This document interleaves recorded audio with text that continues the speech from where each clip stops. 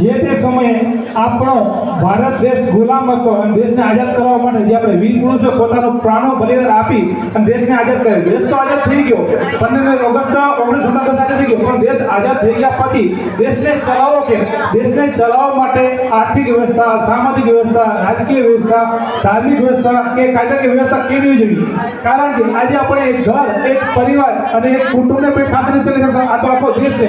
જે દેશની અંદર અલગ અલગ જાતિઓ, અલગ અલગ ધર્મો, અલગ અલગ સંપ્રદાયો, અલગ અલગ ભાષાઓ હોવાને કારણે દેશને એક તાંતણે બાંધવો બહુ મુશ્કેલ હતો. તો આપણે દેશને એક તાંતણે કેમ બાંધી શકીએ? તો એના માટે બંધારણ કેવું હોવું જોઈએ કે જે આપણે દેશને ચલાવી શકીએ. તો જે તે સમય જે દેશો આઝાદ હતા, જેમ કે અમેરિકા, ઓસ્ટ્રેલિયા, દક્ષિણ આફ્રિકા, ઇંગ્લેન્ડ, બ્રિટન જેવા દેશોમાં જે બંધારણ ચાલતું હતું એ બંધારણને વાંચ્યું, સમજ્યું અને ત્યાર પછી આપણું ભારત દેશનું બંધારણ બનાવવામાં આવ્યું. ભારત દેશને બંધારણ બનાવવા માટે મહત્વની ભૂમિકા ભજવનાર ડૉક્ટર બાબા સાહેબ આંબેડકર હતા, જેને ભારતીય બંધારણ બનાવવા માટેનો એને ભારતીય બંધારણ બનાવવા માટે 2 વર્ષ 11 મહિના અને 18 દિવસ જેટલો સમય લાગ્યો હતો. અને બંધારણ ભારતનું તૈયાર થયું 26 નવેમ્બર 1949 રોજ આપણું ભારતીય બંધારણ તૈયાર થયું. એના 2 મહિના પછી એટલે કે 26 જાન્યુઆરી 1950 રોજ આપણું ભારતીય બંધારણ આપણે અમલમાં આવ્યું. તેથી આપણે કહેવામાં આવે છે કે પ્રજાસત્તાક દિવસ એટલે કે તે દિવસે આપણે પ્રજાને સત્તા મળી, એટલા માટે આપણે આ દિવસને પ્રજાસત્તાક દિવસની ઉજવીએ છીએ. ભારતનું બંધારણ એ વિશ્વનું સૌથી મોટું અને લેખિત બંધારણ છે. ભારતીય બંધારણ 2 ભાષામાં લખવામાં આવ્યું છે, એક હિન્દી અને એક ઇંગ્લિશ. ભારતમાં 251 પાનો બનેલા બંધારણ છે. ભારતીય બંધારણ આપણે ક્ષમતા, બંધુત્વ, ભાઈચારા, એકતાને હકમાં આપે છે. ભારતીય બંધારણ અંદર 22 ભાગો, 8 અનુસૂચિ અને 395 અનુચ્છેદ એટલે કે કલમોનો સમાવેશ થયેલો છે. જે ભારતીય બંધારણ અંદર 25 ભાગો, 12 અનુસૂચિ અને 465 કલમોનો સમાવેશ થયેલો છે. ભારત બંધારણ આપણે સમાનતા, બધો ભાઈચારા, એકતા અને અધિકારો આપે છે. આજે હું જે કાંઈ તમારી વચ્ચે બોલીને તમે બધા બેઠા છો એ ભારતીય બંધારણ દેન છે. માટે આપણે બધે હળીમળી સાથે રહીએ અને એકતાથી બની રહીએ એવું છે.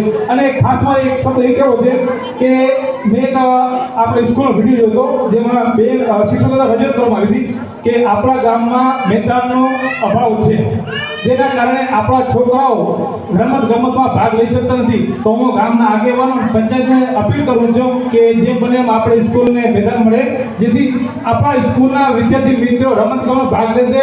તાલુકા લેવલ હોય કે જિલ્લા લેવલ કે રાજ્ય કક્ષાએ ચોક્કસ આપણું નામ રોશન કરશે, ગામનું નામ રોશન થશે અને સ્કૂલનું નામ રોશન થશે. તો મારી ખાસ નંબર એવી છે કે જેમ બને એમ મેદાન વિકસિત થઈ શકે. તેમજ એક ગામે જાય એક પછી અને 2001 પછીથી લઈને 2025 સુધી જે કોઈ વિદ્યાર્થીઓ ભણ્યા છે, જે વિદ્યાર્થીઓએ જેમ કે કોઈ પોલીસમાં ગયા છે, કોઈ આર્મીમાં ગયા છે, કોઈ નર્સિંગનો કોર્સ કરેલો છે, કોઈ વકીલ બન્યા છે, કોઈ પોલીસ બન્યા છે, તેમનો સાર્વજનિક એક સન્માન થવું જોઈએ ગામમાં, તાકી જે અત્યારે વિદ્યાર્થીઓ ભણી રહ્યા છે તેમને એક પ્રેરણા મળે, જેથી આપણું શિક્ષણનું પ્રમાણ વધે અને આવનારા સમયમાં આપણી સ્કૂલમાંથી 100%ની 101% ગેરંટી આપું છું કે આપણા સ્કૂલમાંથી ક્લાસ 1 અધિકારી, ક્લાસ 2 અધિકારીનો બનાવવાનું આપણું સપનું છે અને 100% બનશે. તો એના માટે આપણે સૌપ્રથમ જે ગામમાં જે આપણે આગેવાનો છે તેમને નમ્ર વિનંતી છે કે જેટલા પણ લોકો ભણે છે એને પ્રોત્સાહન આપો.